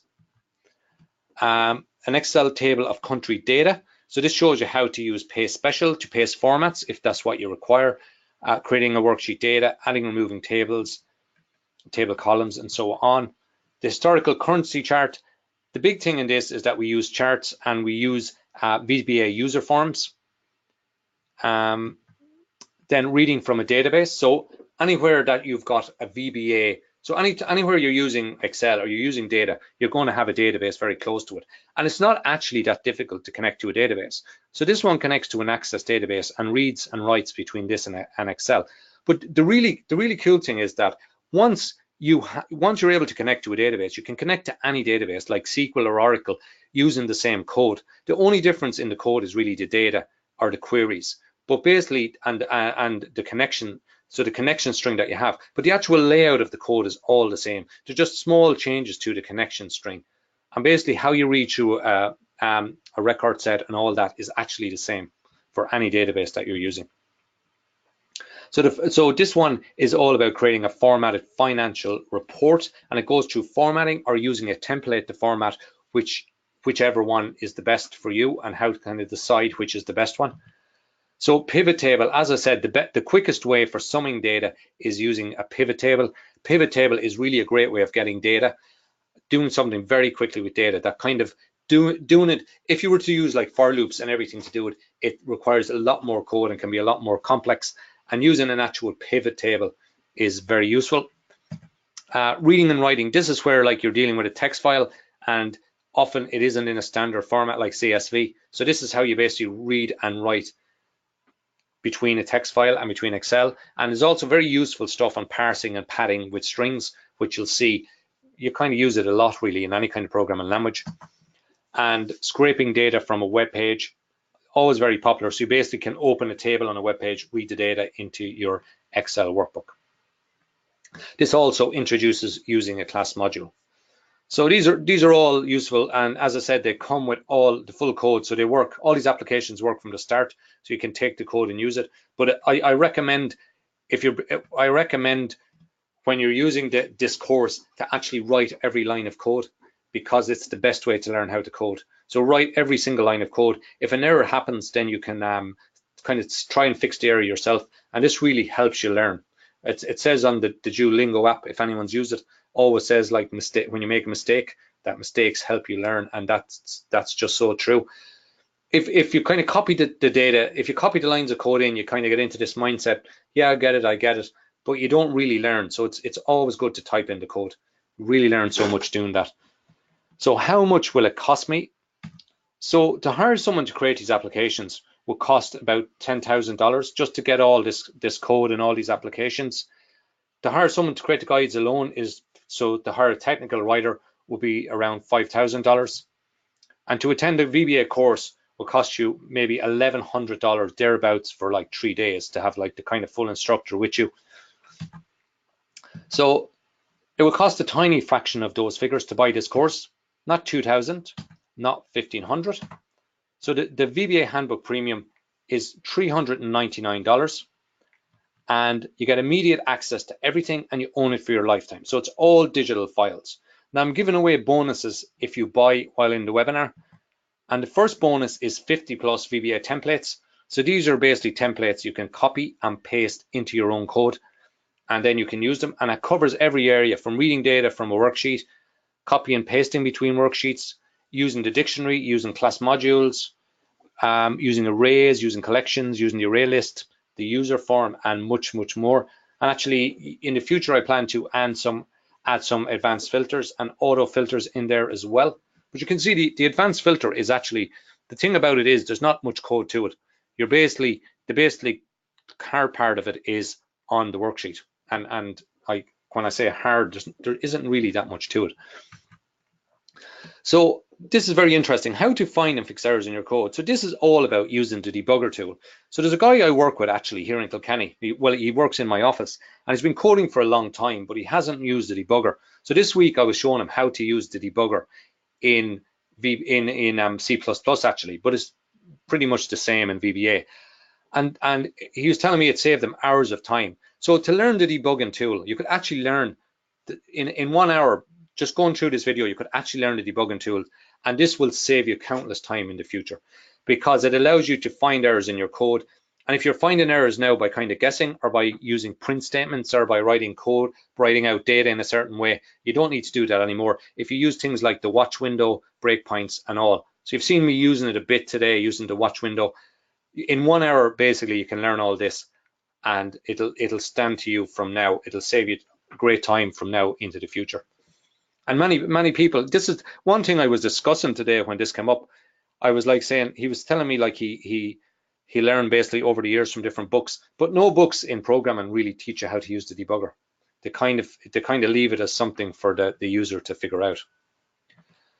Now the other thing is the VBA Essentials Workbook. So this is bonus number 3. So master the critical 5% of VBA. It's explained in terms that anyone can understand. And this has 39 exercises and solutions. So I'm a big fan of like learning by actually doing, because you can fool yourself into learning by reading and thinking you understand, but you have to actually do it to actually learn. So you have to write code to learn code. And so, as I said, full support if you run into a problem. And so what you get, just to recap, 10 full VBA applications, the guide to build the applications, the video, everything you need to build the applications. And then the bonus 1, 50 plus VBA templates. Bonus 2, how to use the debugger, basically how to fix errors in your code, I call it, but it's basically a guide to the debugger. 3 is the VBA Essentials Workbook, and 4 is full support for 3 months. Now I offer the full 30-day money back guarantee. So if you've any worry about that, you buy it and then it isn't for you, just reply to the receipt and I will refund, no problem. So just one thing, if all this did was get you a higher paying job or increased your salary, would it be worth it? If it helped you build applications, so if you knew 100% this would help you build applications that saved you weeks of month of work, well then would it be worth buying it? And also if it would finally teach you, if you guaranteed that it would finally teach you how to master VBA, would it be worth it? Or if it would give you the skills to automate any repetitive VBA task, would it be worth it? So if you knew this was true, so you basically don't have anything to lose, because if you decide it's not for you, you think it's not what you want, then you just reply to the receipt and I give back a refund in up to 30 days. So let me just paste in the I'll just get to the questions in a moment, but let me just paste in just a link to that. So I'll just paste this link in here. So this link, you can get the special offer. So this gives you the bonuses and everything, and the Facebook group as well.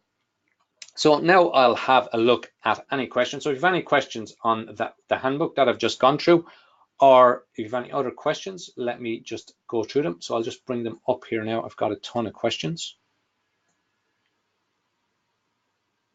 So let me just go down, go down.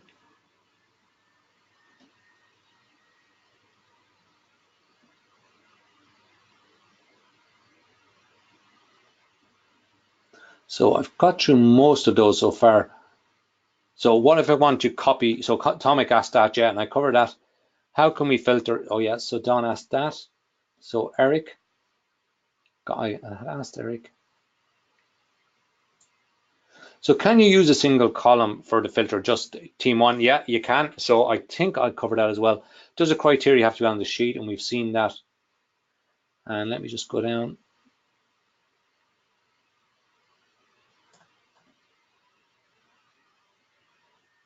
Is there any benefit to these methods if you were copying all the data but just rearranging the columns? So Rick is asking, you're copying all the data, rearranging the columns.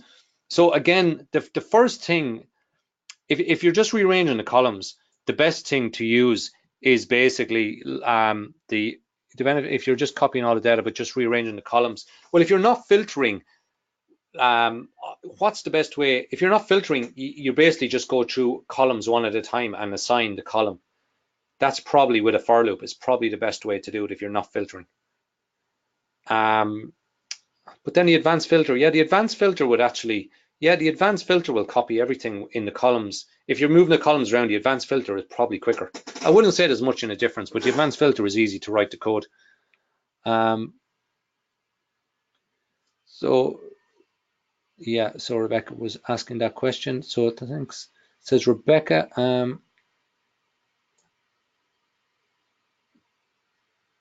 Yeah, so you're wrapping in an if. The AND statement will work on its own and return true or false. Yeah, basically. So what's in the criteria? When I use that true or false, basically it basically applies whatever you put. To think of it in a simple way, whatever you put in your filter is applied to basically all the rows. So whatever you put in your criteria.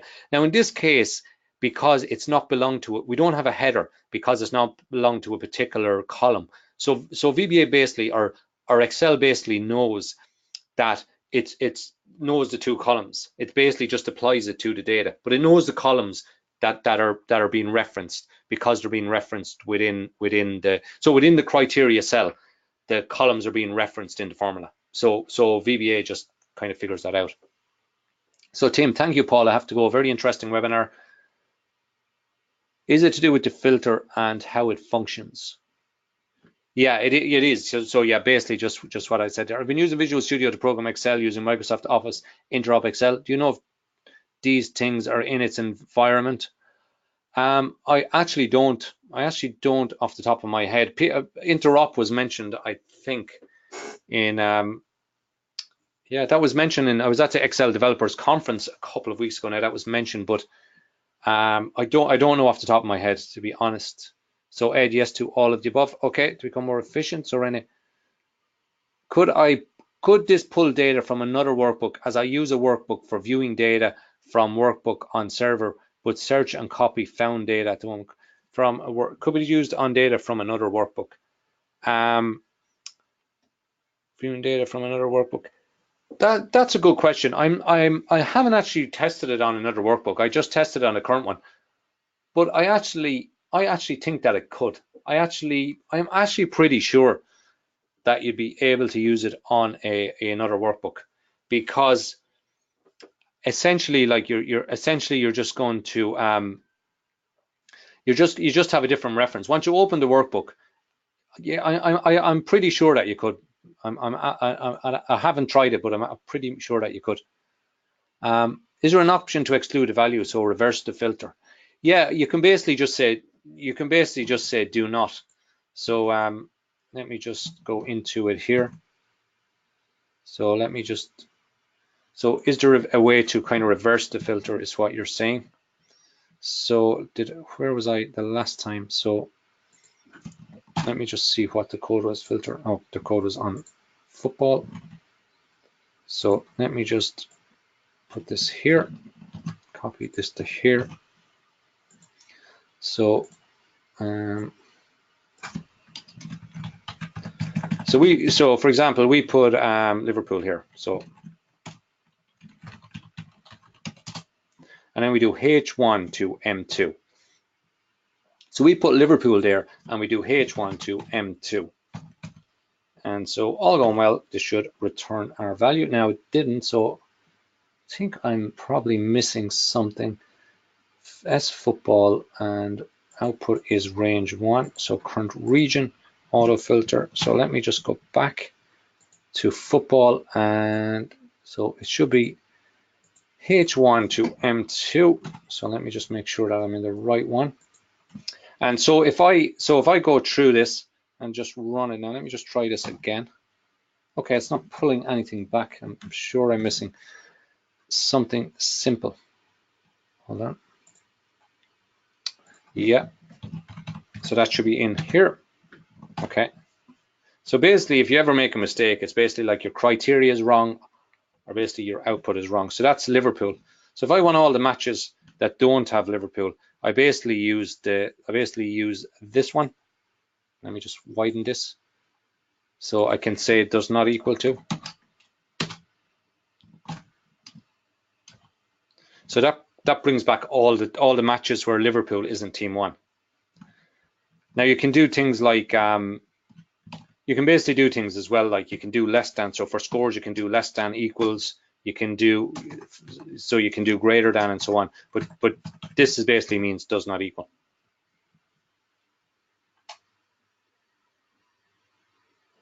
Interested in the course, Alan? Yeah. Yes, I want details. I need to know how to tell my supervisor how to put in a request for your course. Big bureaucracy, but good training budget. Yeah. Okay, Rebecca. If you have any questions, about that, you can just ask. That's no problem at all. Tiny code snippet to solve a specific problem. It's difficult to find complete examples in proper context. That's true, yeah, because the problem is like with VBA, like every kind of application is different, so everyone kind of has something unique. And this is the one thing you have to keep in mind with code. So you always write kind of code. You always see examples online, say, and then you go and write the code. But there's always some real world problem that comes into it. So say, for example, somebody wants to get all the dates for a certain day, but say on a Tuesday, there's some difference. So on a Tuesday, something happens, like say somebody doesn't get paid for a certain time, so they don't want to include certain records. So there's always these kind of business exception rules, and that's kind of what makes it tricky. So so what's more important is to have the tools to build an application so that you can deal with these kind of things. So Mark, you said great webinar as always from you. Thank you very much, Mark. 2 questions. What are your thoughts on tables in terms of managing data? Yeah, I'm a big fan of tables and I love using them. When I'm doing these examples, I tend to just use basic data, just so it's kind of just a bit of an extra layer if you use tables, and it might confuse people, but they're very useful because if you access a table and somebody adds something to the table, then basically it's included in the data. And then you can like easily filter on it and everything, and it's more readable. So I basically use them all the time. What in your opinion is the fastest method for copying data without the need of advanced AutoFilter? The catch is the columns from each workbook may not be the same column, thus need a looping and find each column. So I can just show you that by going back to this one here. So this is the fastest method by copying. So to copy individual. So the fastest method is maybe if you're not filtering, you can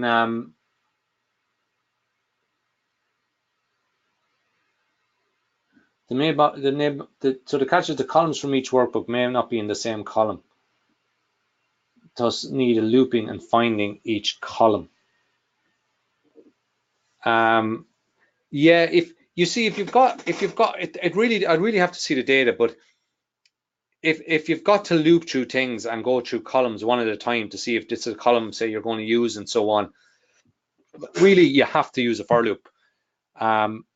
There isn't, I'd really have to see the example to kind of know more, but yeah, a for loop, basically if you're going to use a for loop, it's a good idea to to put the data in an array. And you can do that in one line. You basically just dim array as variant and then just assign the variant to the range. And then you run through the array as normal. And then at the end, you write back. Now, the tricky part is that when you want to write back, there's no easy way of just taking columns out of a sign, out of the array. That's why it gets a bit slow. So that's kind of the tricky part. So you kind of, there's different workarounds that you kind of probably would use in those circumstances. Okay, I hope that answered your question. So let me just see, so Paul, so Philip, could detail the way to use results obtained in the program as criteria for results obtained in the program as criteria for an advanced filter, please. I'm not sure, Philippe, if you mean could the way to use results obtained in the program. What you can do is, so let me just go here, for example. So if you have some kind of array, so if you created an array and we'll just say it's a two-dimensional array. So if you had a two-dimensional array, so it'd be like, say, 2 rows, and we'll say it had 5 columns, and we'll call it a variant, but it could be anything. So you can create the array, and you can put like whatever that you want into it. And then,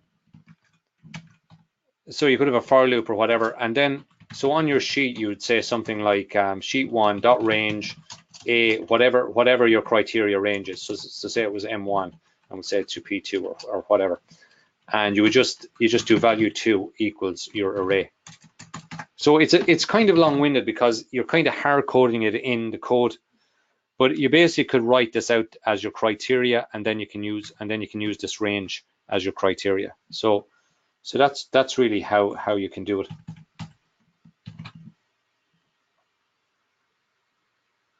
Okay, thank you very much, Paul Al. So where was I? So Neil, you're saying, can you address integration with get and transform and power pivot?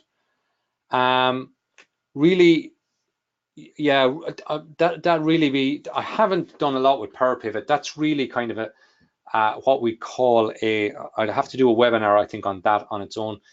Yeah, another way of copying and transforming data. But yeah, that's something you kind of have to address in a webinar on its own. Like kind of pivot table I mentioned. I've done a webinar on the pivot table already, but it's really like a webinar on its own. It's hard to kind of just deal with it in kind of in a short space. So Roger, thanks, Paul. So nice one, Paul. That sorted out my problems with AutoFilter on my project. Excellent work, Ben. Difference between XOR and. So basically, what OR means is that so in terms of a column, you basically say does column A equal this, or column A equal that. So you're saying it's either, so say column A equals Tom or column A equals, say, Mary. So what it does is brings back all the records with either Tom or Mary. Now, and is basically, in this situation, and doesn't make sense because you can say and. So and is used maybe in other areas in VBA, but for the AutoFilter, it doesn't make sense because it's basically saying if this is in column A and B is in column A. So basically for and, basically both conditions have to be true. For or, only one conditions have to be true to be true. So that's basically the difference between and or. Rebecca, here's why I shut up. Feel free to quote me. I've programmed in numerous languages. So I've used many tutorials. I've almost never seen a tutorial in any language that is as practical, clear, and genuinely useful as your articles on Excel macro mastery. Well, thanks very much, Rebecca. It's great to hear that feedback. I've pointed everyone in my office who use VBA at all towards them, and they're all amazed. Thanks very much, Rebecca. That's great. I might use that as a testimonial if that's okay. I guess your course is $3.99 in US currency. Yeah, Claude, that's right. I just put it in US currency because it's basically the most common currency.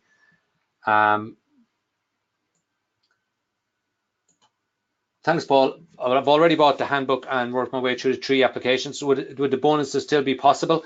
Yeah, no problem, James. Just email me with your email address and I'll hook you up with the bonuses.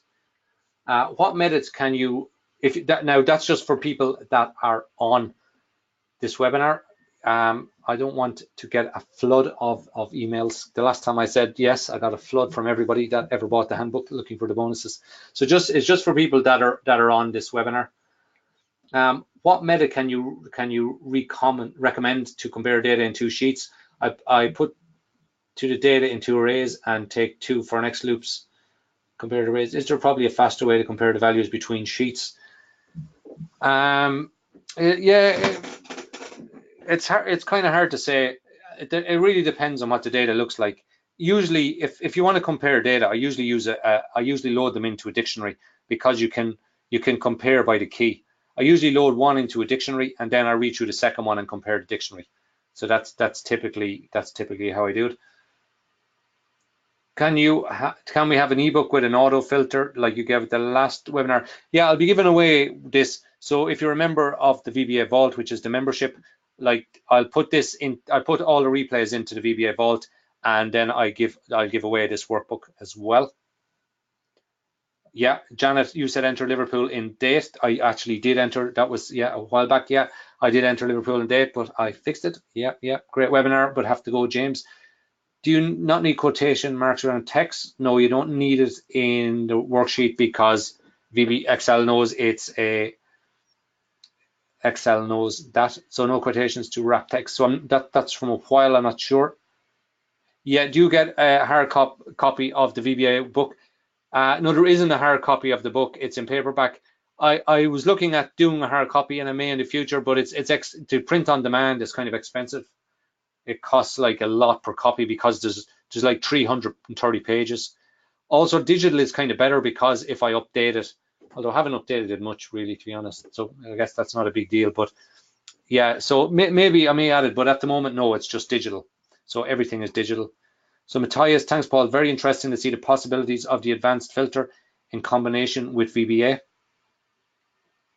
Yeah, does not equal Liverpool. Great webinar, Paul. I learned a lot. Thank you. You're very welcome, Machi.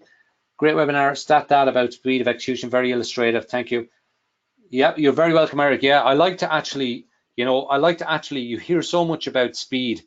This is fast, this is slow. I like to actually kind of see the kind of figures themselves and test them and see, okay, what's the hard data look like? And often when you do that with any kind of statistics, you get very surprised on what's faster and how much in the difference. So fantastic webinar, Paul. Thanks very much, John. Glad you liked it. What data type would an object property need to be in order to use advanced filter copy to range to write to that property?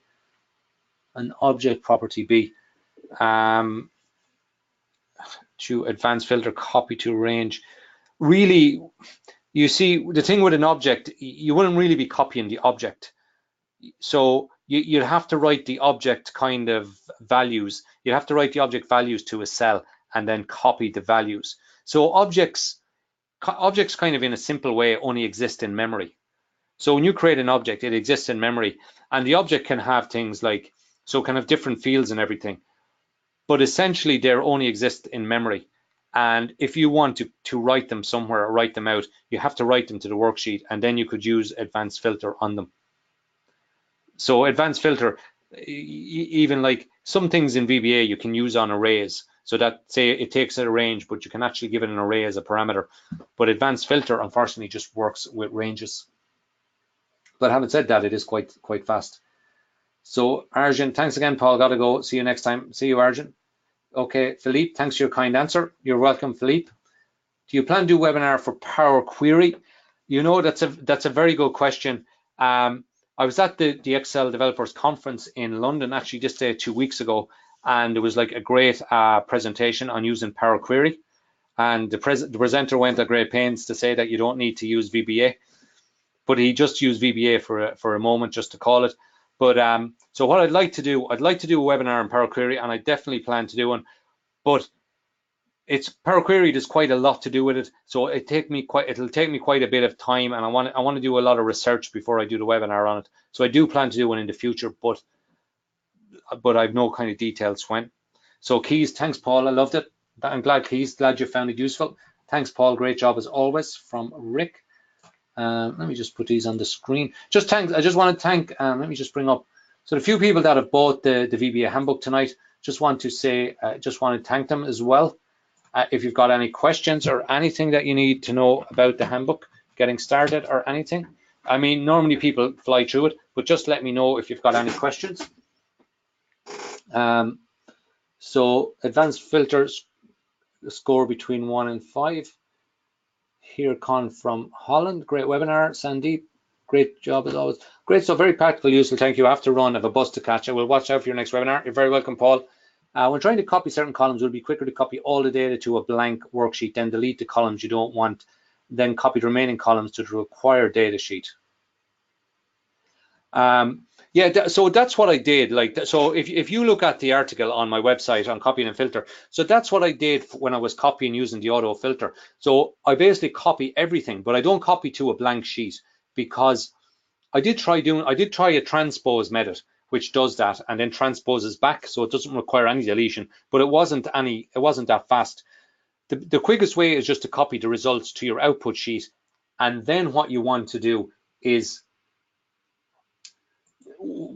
to basically like delete the filter, delete the columns, or vice versa, just copy the ones that you want. Yeah, I've tried that. I've tried basically everything to get the fastest methods, and so that's why advanced filter is so good. It's actually simple to use, and it does the job for you.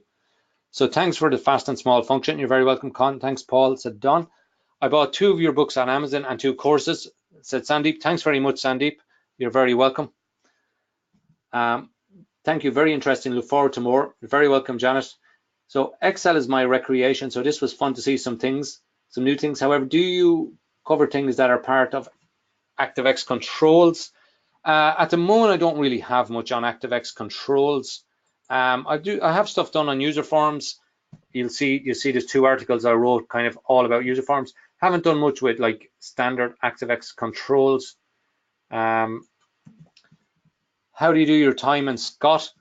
Basically, I use a timer that is on a website that, let me bring it up. So fast, so let me just say match VBA fast, and bring it up, VBA performance shootout. So the conference I was at, the Develop Excel conference, was run by, I can't think of his name, Tim, and this Charles Williams, there it is.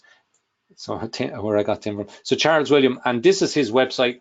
So he has a timer on this website. So this is, if you just Google match versus find versus array data, or just like, let me just actually paste up this link. So this has a timer in it.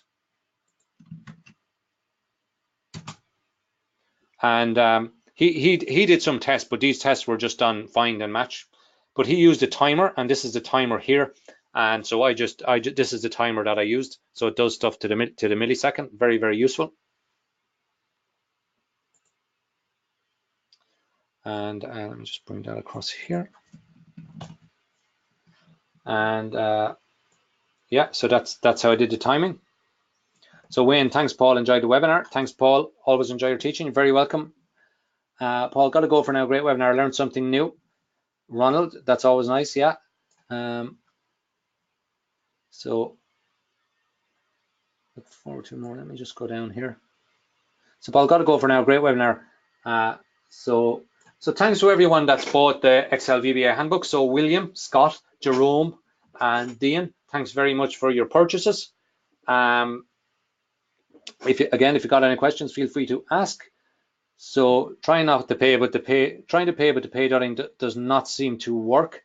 Okay, Tom, if you just email me, Paul at excelmacromastery.com. Just if you can email me and just tell me the issue that you're having, and I can help you. Now, one thing, if you tried with a different browser, maybe it might solve the problem. But if you can just send me the issue that you're having, and I'll take a look for you. Really good webinar.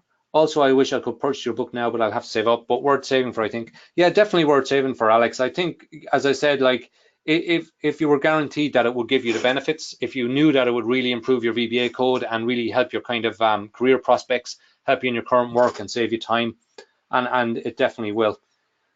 Thomas, I clicked a couple of times, but to my worry, only want to buy once. Yeah, it doesn't matter. Like if you put in your payment details, Thomas, once. It doesn't matter if you click multiple times. It doesn't matter. It should only purchase once. And even if it does purchase multiple times, it's easy for me to just cancel any extra sales that there is. So Rebecca, sound just died for me. If you answer about the object property, could I get email after Rebecca? I'm thinking I'm probably going to write a class to handle the data I need to manipulate before writing it back out. Okay, no problem, Rebecca. I can get back to you on that. Thanks, Paul. Inspiration as always. Bart, thanks, Paul, for sharing your valuable insights. Danny, thanks, Paul. Very useful. I purchased your handbook previously. Will be attending more webinars. Thanks very much, Chris. I hope you got a lot of benefit out of the handbook. An idea is how to pay for this offer. Yeah, Thomas, if you're having trouble with the pay button, just try on a different browser. Let me just go to the dashboard. Let me just post another link for you, and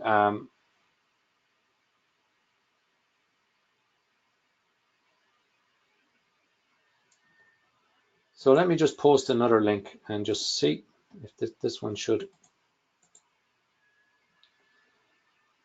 do the job. So premium plus bonuses, and let me just share the copy. So Thomas, I'm just pasting this in. So you should get, so this is just a direct link to Gumroad where it's hosted. So this, you should be able to access it here. So just got that website. Thanks, Scott. You're very welcome, Scott. Yeah. So yeah, Charles, very interesting guy. His company ran the Develop Excel webinar, our conference, and it was really, really excellent, really great to meet some people there. Really great stuff, and big stuff coming from VBA. Just one thing I should mention, just at the Develop conference, one of the Microsoft guys was asked about updates to the VBA editor, and there was kind of big hints that there might be big updates coming. So whatever that means and when they come out is another thing, but it got a kind of gasp of surprise from the audience. So Baju, I'm happy to be able to join a webinar after a long time. Hope you will show something on data table and what if analysis also. Enjoyed the session. Very good, very, very good. Glad that you enjoyed it. Good to kind of talk to you again. Bill, great webinar, lots to play with. Yeah, lots of good stuff in it. Thanks for your time, Paul. You're very welcome, Eric. Try Chrome and IE. Okay, Thomas, I posted just another link to Gumroad, and that should be able to access it now through that link directly. Like what is the issue that you're getting when you press pay? Like what's the error message or what happens? So Philippe, many thanks, very interesting. I just bought the book, I got a receipt, but when do I get the password? There should be a link. There's a link down on the receipt, and if you look, there's a button on the receipt email, and that button says access my products. So just click on that button, and you just enter your email, and you should access it. No problem. If you have any issue, yeah, if you have any issue, just drop me an email, paul@excelmacromastery.com. No problem. Yeah, for paying, I had an Amex fraud check, so look at your email. Scott, yeah, Scott, your payment went through okay, Scott. I think you're okay. It's probably just sometimes with Gumroad, like maybe it's something that come up with Gumroad, but they're who I use. Yeah, so Thomas McCarthy, yeah, I see that your payment went through, Thomas. Okay, so you're good. Could you just use timer in VBA? You can use the timer, but this one is kind of a bit more reliable. I can't remember. I think this timer as well goes down to milliseconds, whereas the other timer doesn't quite go to milliseconds. I think that was the difference. I can't remember actually. I think that was the difference. That was the thing. It goes to milliseconds, whereas the timer in VBA does it by second.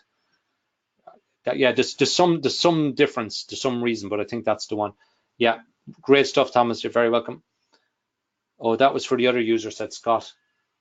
Thanks, Paul. Yeah, if normally, Scott, if there's a problem with payments, if there's a block, you basically have to contact your bank. It's basically that your bank has blocked it, and you basically have to ring your bank and tell them that you want the payment to go through. That happens the odd time. Sometimes banks just when they see an online payment or something, they have some criteria, and they just basically say, well, that looks like fraudulent. So you just have to contact your bank, and it should be okay. So Malcolm, sorry, for some reason this webinar will not start on my laptop. I only got the last part. Will it go to the vault? When will it be there? Yeah, so Malcolm, so tomorrow, so it's 8 p.m. Actually, it's 10 p.m. now in Ireland. So tomorrow, Friday, so early Friday, I will put it up on the website. So it'll be available to everyone for 48 hours. And after this, I'll send around an email with details. But after this, then that I'll just add it to the vault, which basically will be in the same place. So no problem. So you can see it there, Malcolm. So now, like when I get the recording, when this ends, I basically have to upload it. And once I upload it, then I can add it to my website. So Tony, you're asking the same question. Am I going to play it again? So basically, yeah, the replay will be available, as I said, and I'll just send an email about that. So I'm going to leave it there, everyone. It's probably the longest webinar I've had, almost 2 hours. So thanks to everybody for coming along. And as I said, I'm going to put the replay up. So if you want to take advantage of that offer, I'll just leave it available for another day or two. If you want to take advantage of it, go ahead. And if you've got any questions, just email me at paul@excelmacromastery.com. Okay, good night, everyone, and thanks very much.